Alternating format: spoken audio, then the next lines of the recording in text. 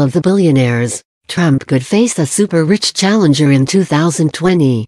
With a crowded Democratic primary field in the making, a pair of wealthy beyond belief candidates might add their names to the long list. As some of the Democratic Party's heavyweight contenders start announcing their intention to run for president, there remains a chance that President Donald Trump will square off with a fellow billionaire come 2020. But does anyone on the left want a candidate from the private sector as their nominee at a time when some in the party are running hard against big business, corporate greed and Wall Street?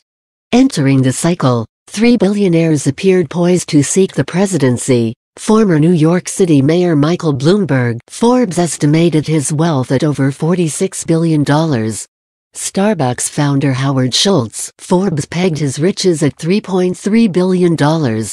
And ex-hedge fund chieftain and impeachment activist Tom Steyer, Forbes ballparked him at $1.6 billion, who has since removed his name from contention. Trump is worth $3.1 billion, according to Forbes. Early polls showed none of the three would start from a position of power. A December straw poll from the liberal advocacy group Movian found Bloomberg in 8th place among 2020 contenders, while Steyer finished a distant 23rd and Schultz found himself in dead last. If any of the mega-wealthy potential candidates look like they're running simply because of their own ego or they like their names in lights, their candidacy will never get out of the gate. Jesse Ferguson, a high-ranking staffer on Hillary Clinton's 2016 presidential campaign, told NBC News. But, he added, if any candidate can present an authentic, believable antidote to Trump, they can resonate with voters. Steyer, one of the Democratic Party's most prominent donors and an advocate for climate change action, told NBC News that business acumen and a big bank account should not be a roadblock to the Democratic nomination simply because Trump ran a campaign claiming that he was the world's best dealmaker. Look, as far as I know, Mr. Trump never succeeded in any business other than inheriting money, which he was quite good at, and being a reality TV star, Steyer said. As far as I can tell, that was the extent of his business success. As for his billionaire contemporaries, Steyer said it's too early to say whether he would support Schultz or Bloomberg or someone else. He said Bloomberg has been a good partner on climate change initiatives. If one of the super-rich potential candidates were to jump in, he'd look at the basis on which they intend to run, including whether they believe this president should be impeached and removed from office. Schultz and Bloomberg, who's teased a presidential several times in the past but never declared, are mum about whether they will run. Schultz, who declined an interview for this story, is embarking on a book tour this month, and The Washington Post reported Saturday he is considering an independent presidential bid. Bloomberg, who also declined to comment, told NBC's Meet the Press he will make up his mind by February. Bloomberg has ramped up his schedule, speaking on climate change, a signature issue and an area where he's drawn a stark contrast with the Trump. On Monday, the former mayor will speak at the National Action Network's Martin Luther King Day breakfast in Washington, D.C., an event that will be attended by fellow potential presidential contender and former Vice President Joe Biden. While speaking at the University of Toronto last week, Bloomberg said a potential candidate like himself, not only a billionaire, but a white man over the age of 50, shouldn't be discounted.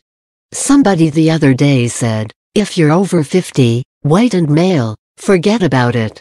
You're never going to get elected in America ever again, Bloomberg said. We've gone a little bit too far in some of these things in terms of thinking that the world's changed. People still want somebody with maturity and experience and accomplishment. Some believe that with such an expected large Democratic field in such a Trump-disrupted political environment, anything is possible. Looking at these guys, I don't think there is really an intrinsic benefit or problem of their being rich. It will help them get the message out, said Aaron Frichner, communications director for Representative Don Beyer, D. Virginia, adding that it is unclear what type of coalition of primary voters a candidate like Bloomberg or Schultz will appeal to. The problem is formulating the message and fitting it to a constituency that can win in battleground primary states, he added. While I have a lot of trouble imagining what it might look like, it's still early and nearly everything I expected to happen in 2016 was ultimately proved wrong. One of the party's leading contenders, Democratic Senator Elizabeth Warren of Massachusetts, has already taken the potential billionaire candidates to task over the issue of self-funding their candidacies. She said on MSNBC's The Rachel Maddow Show earlier this month that Democrats should say no to the billionaires whether they are self-funding or whether they're funding PACs. Bloomberg said days later that he would self-fund his candidacy if he runs. Bradley Tusk, founder and CEO of Tusk Holdings and Bloomberg's former campaign manager, said he understood why Warren made those comments. You know, fundraising is probably a bigger challenge for her than it is for some of the other candidates, let alone some of the self-funded ones, Tusk said. So she's putting out a view of the world that is good for her and one that fits with her narrative. Steyer, who would have had the ability to provide significant self-funding for a presidential campaign, said he agreed with Warren where she is concerned about money in politics. I think the hostile corporate takeover of our democracy is a central issue, he said. Regardless of what the early polling says, Tusk said it would be wrong to make any assumptions about how the field, which could feature 20 or more candidates, could shape up at this point. The best thing we can do is have a really robust primary with lots of elections and lots of candidates and lots of debates and lots of everything and see who